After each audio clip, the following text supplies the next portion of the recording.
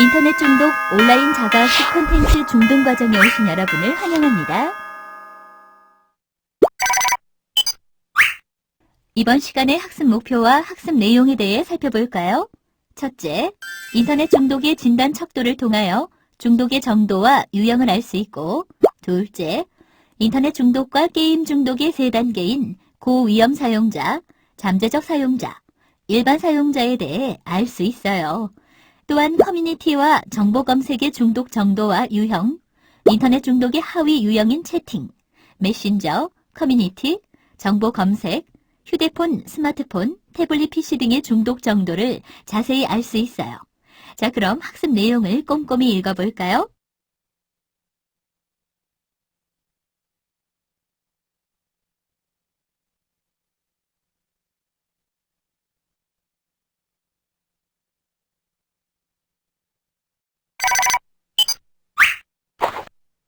선두야, 함께하자. 아, 벌써 7시네. 선두야, 학교 가야지. 잠깐만요. 아, 오늘도 추우려나? 기온이 좀 올랐네. 가볍게 입고 가야지. 엄마, 학교 다녀오겠습니다. 아이고, 선두야, 앞 좀 보고 다녀. 또 만화 보고 있었지? 엄마. 미안해요. 어제 슈퍼싱어 프로 1등 누가 했어? 잠깐만, 내가 검색해볼게. 호강이 1등 했어. 선두, 너 그러다 밥이 코로 들어가겠다. 엄마도 아시니? 이런 생각의 소리 웹툰 아직도 업데이트 안 됐네. 가관이다 너. 잘라나, 근데 국어 수행평가 말이야. 이육사의 생애에 대해 알아오는 거. 오늘 할 거면 도서관 같이 갈래? 도서관까지 뭐하러 가냐?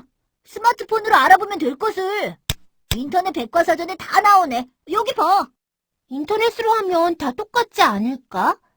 잘라나, 우린 도서관 가자. 그래. 큰일 났다. 무슨 일인데? 배터리 10%밖에 안 남았어. 누구 충전기 있는 사람 없어? 큰일 났네 정말. 이러다 큰일 날 사람은 너네. 선두, 너 왜 그래? 똥 마려운 강아지처럼. 스마트폰 잃어버렸어. 분명 화장실 갈 때까지 있었는데 말이야. 화장실에 두고 왔나? 변기통까지 다 뒤졌는데 없어. 너네 엄마가 가만 안 두실 것 같은데? 그게 문제가 아니야. 스마트폰이 없으니까 손이 근질근질해. 가슴은 조마조마하고, 어떡하지? 얘, 너 중증이다. 선두 학생, 반가워요. 오늘은 인터넷 중독의 하위 유형에 대해 알아볼 거예요. 인터넷 중독은 7가지 장애로 나타날 수 있어요.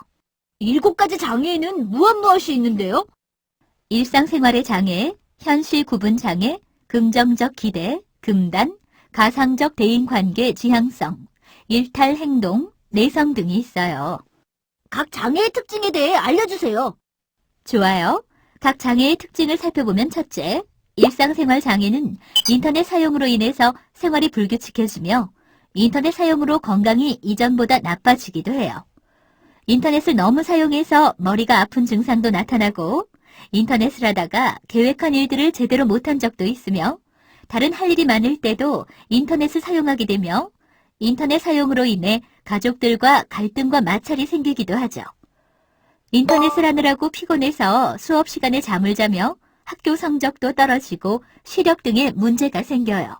문제가 심각하네요. 현실 구분 장애의 특징에는 무엇이 있나요? 현실 구분 장애는 인터넷을 하지 않을 때도 하고 있는 듯한 환상과 환청을 느끼며 심지어 인터넷을 하는 꿈을 꾸기도 한답니다. 저도 꿈에서 인터넷을 한 적이 있어요. 선두 학생도 조심해야겠는데요. 또 다른 특징으로는 인터넷 사용 때문에 아이템 사기나 성인 전자결제 사용 등의 비도덕적인 행위를 저지르기도 해요. 결국엔 도둑질까지 하겠는데요? 그러게 말입니다. 이어서 셋째, 긍정적 기대.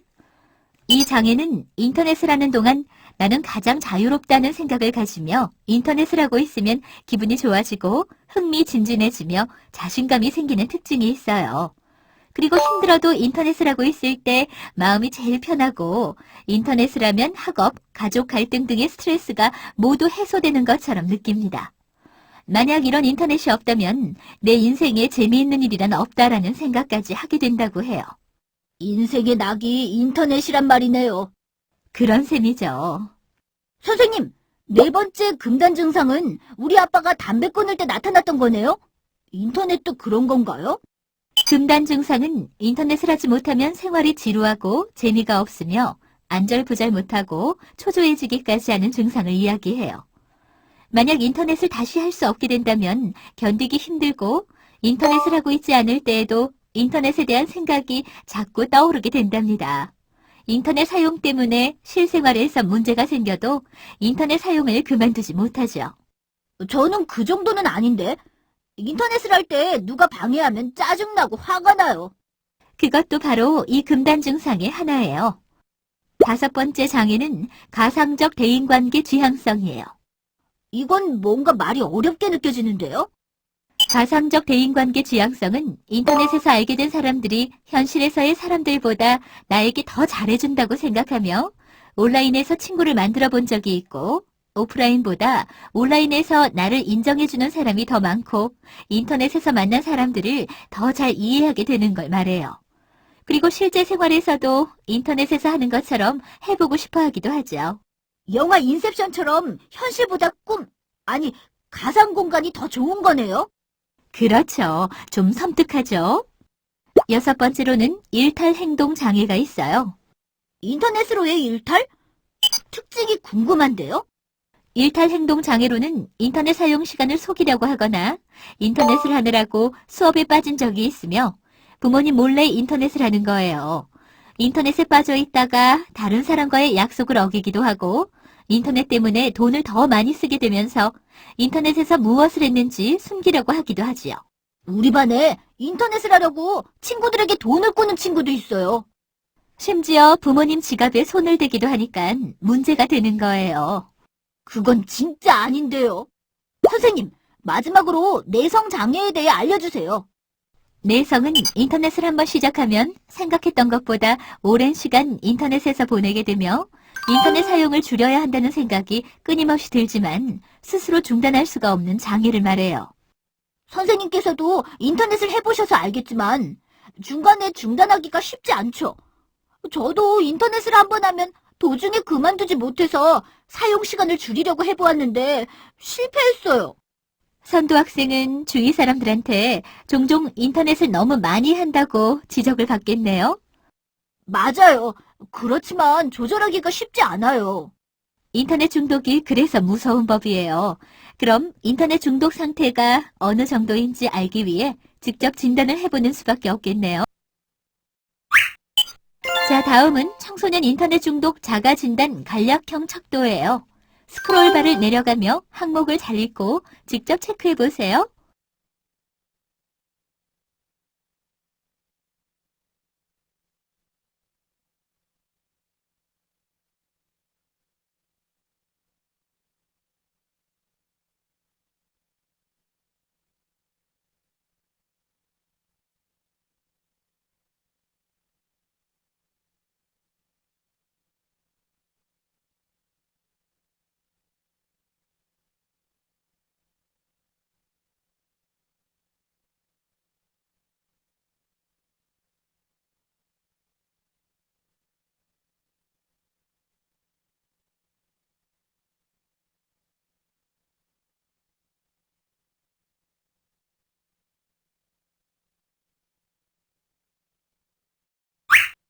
선생님, 친구들 중에는 인터넷 중독보다 게임 중독이 더 심각한데요.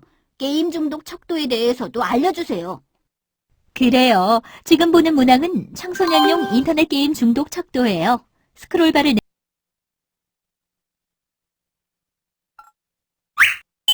선도 학생은 자가 진단에서 게임을 하느라 전문적인 치료와 행동주의 및 시각적인 자기 점검이 필요하단 소리네요.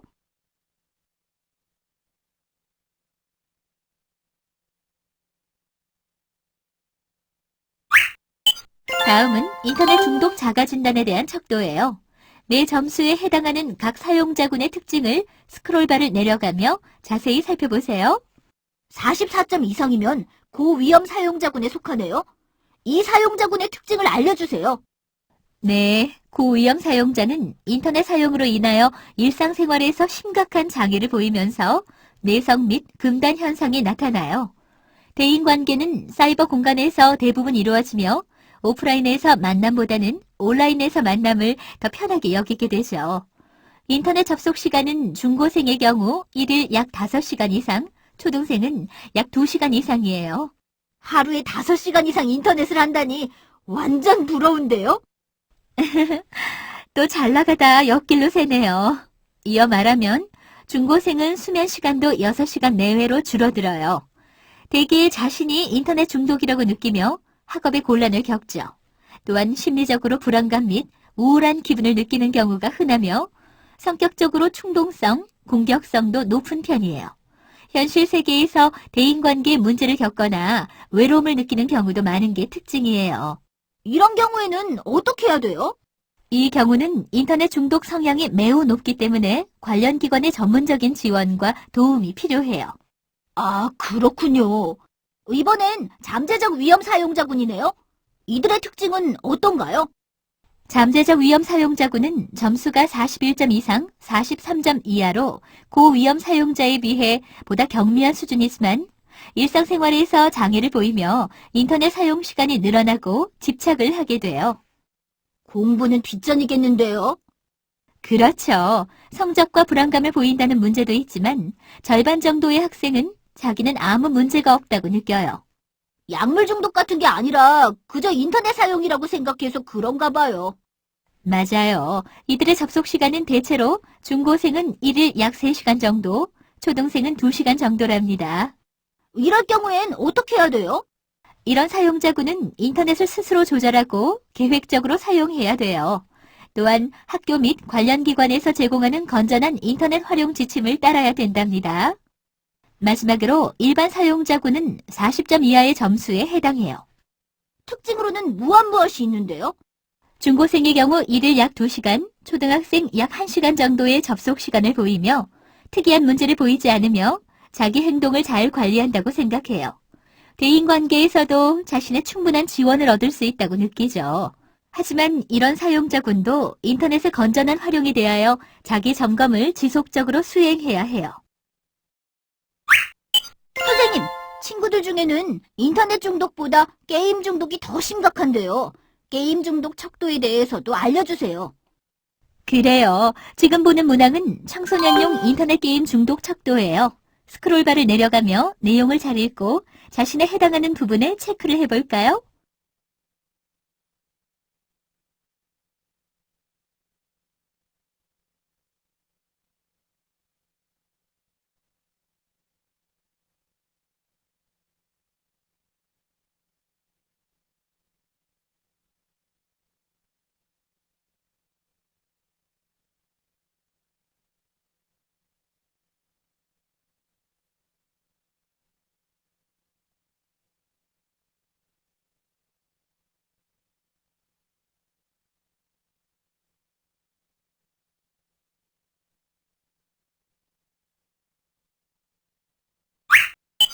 선두 학생은 자가 진단에서 몇 점이 나왔나요?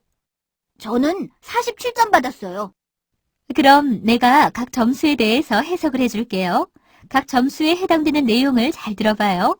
먼저 고위험 사용자의 특성이에요. 고위험 사용자는 게임 중독 점수가 49점 이상이에요. 현실 세계보다는 가상의 게임 세계에 몰입하여 게임 공간과 현실 생활을 혼돈하거나 게임으로 인하여 현실 세계의 대인관계나 일상생활의 부정응 문제를 보이며 부정적 정서를 나타내요. 하루 2시간 30분 이상 매일 게임을 하는 경우가 많으며 게임을 하느라 친구와 어울리지 못하는 등 게임 행동을 적절하게 조절할 수 없는 상태를 말해요. 자, 그럼 비고를 클릭해보세요. 아, 전문적인 치료와 상담이 필요한 상태네요. 두 번째, 잠재적 위험 사용자는 게임 중독 점수가 38에서 48점인 사용자예요. 선두 학생이 속하는 사용자군이네요. 고위험 사용자에 비해 낮은 수준이나 가상 세계에 대해 더 많은 관심을 보이며 게임에 몰입하여 게임과 현실 생활을 혼돈하거나 게임으로 인하여 현실 세계의 대인관계, 일상생활의 문제를 나타내죠. 저 같은 잠재적 위험 사용자는 하루에 얼마나 게임을 하는데요? 하루 2시간 이상 주 5, 6회 정도 게임을 해요. 공격적이고 자기 통제력이 낮으며 자신에 대해서도 부정적이죠. 그래도 난 나에 대해서는 긍정적인데요. 비고를 클릭해 볼까요? 게임 중독 행동주의 및 예방 프로그램이 필요하네요. 잘 알았죠? 이번에는 일반 사용자의 특성에 대해 알려주세요. 저랑 어떻게 다른지 궁금한데요. 그런 적극적인 자세 좋아요. 일반 사용자는 게임 중독 점수가 37점 이하인 사용자예요. 게임 습관을 스스로 조절할 수 있으며 게임과 현실 세계에 대한 구분이 명확하고 게임으로 인한 정서적인 변화를 경험하지 않아요. 하루 1시간 30분 이하, 주 1, 2회 이하 게임을 하는 등 게임 시간을 적절하게 조절할 수 있어요. 완전 신인데요. 게임 시간을 조절할 수도 있다니. 그리고 이들은 일시적인 충동에 의하거나 즉각적인 만족을 주는 문제 행동을 회피하고 인내심도 높으며 자신에 대해 긍정적이죠. 자, 비고를 클릭해보세요. 자기 점검이 필요하단 소리네요. 다음으로 채팅 및 메신저 중독 증상에 대해 살펴볼까요? 첫째, 컴퓨터 사용 시간의 4분의 1 이상을 메신저로 잡담하는 데 보내고, 둘째는 동시에 채팅창을 3개 이상 열어두고 채팅하는 증상이 있어요. 정말 메신저 하면 시간이 쏜살같이 가는 것 같아요. 저녁 먹고 메신저 좀 하면 벌써 잘 시간이에요. 그게 다 중독이라는 것을 알아야 해요. 셋째, 1시간에 한 차례 이상 대화 상대들의 접속 여부를 확인하고, 넷째, 메신저에 자신의 상태를 꼭 표시하는 증상이 있어요. 상태 메뉴 체크는 필수인데 또 어떤 증상이 있나요? 다섯 번째로는 다른 일을 하고 있으면 누가 말을 걸지 않을까 불안하죠. 선생님, 나머지 증상도 알려주세요. 좋아요. 여섯째, 하루 한 차례 이상 자신의 닉네임을 바꾸고, 일곱째, 쪽지가 오는 것을 확인하기 위해 항상 켜놓죠. 혹시 선도학생도 여학생한테 쪽지가 올까봐 항상 컴퓨터를 켜놓는 거 아니죠? 어떻게 하셨어요? 마지막으로 메신저 때문에 컴퓨터를 항상 켜놓는 것들이 바로 메신저 중독의 대표 증상이라 할 수 있어요. 이 증상들이 최소 2-3개 이상이면 채팅과 메신저 중독증이랍니다. 이번엔 선도학생이 귀담아 들어야 할 청소년 스마트폰 중독 자가진단 척도에 대해 알아볼 거예요. 중독이라고 하니까 듣기 좀 거북해요. 요즘 스마트폰 중독 아닌 사람이 어디 있나요? 구석기 시대에 폰 쓰는 선생님이라면 몰라도요. 선도학생, 핸드폰은 통화가 주 기능이랍니다. 가만 보니 선도학생이 얼마나 스마트폰 중독이 심각한지 알 것 같아요. 얼마나 심각한지 한번 체크해 보세요.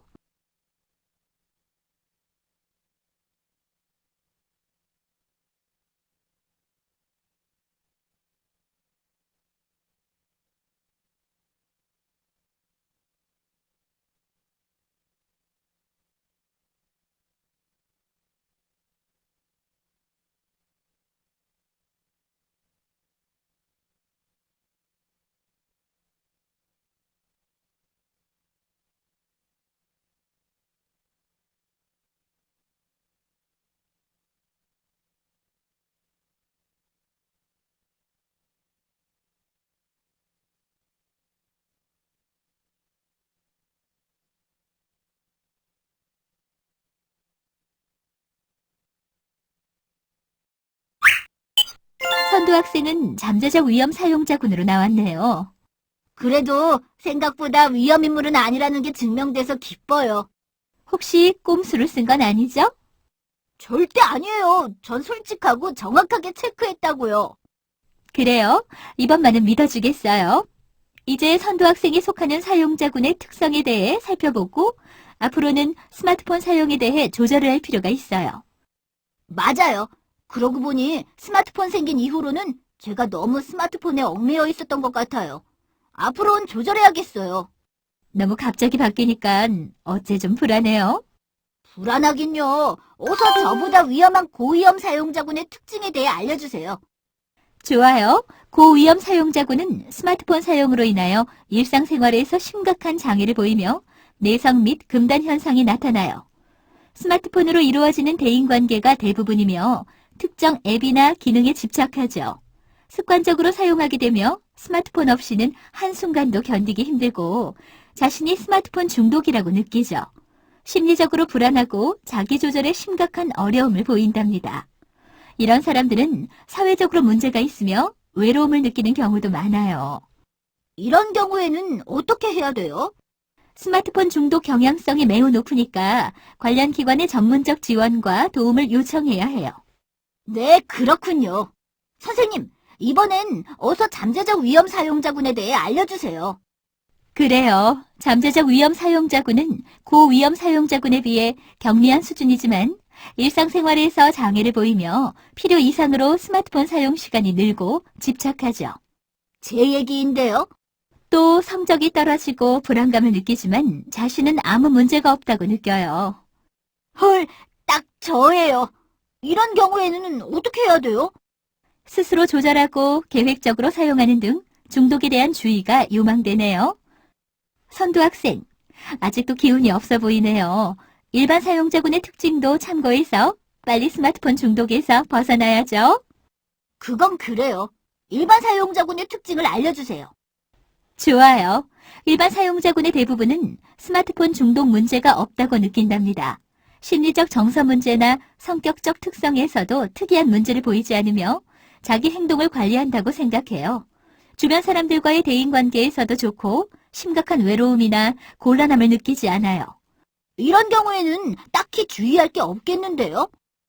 방심이 바로 잠재적 위험 사용자로 만들어요. 이 경우에도 스마트폰의 건전한 활용에 대하여 지속적인 자기 점검이 필요해요.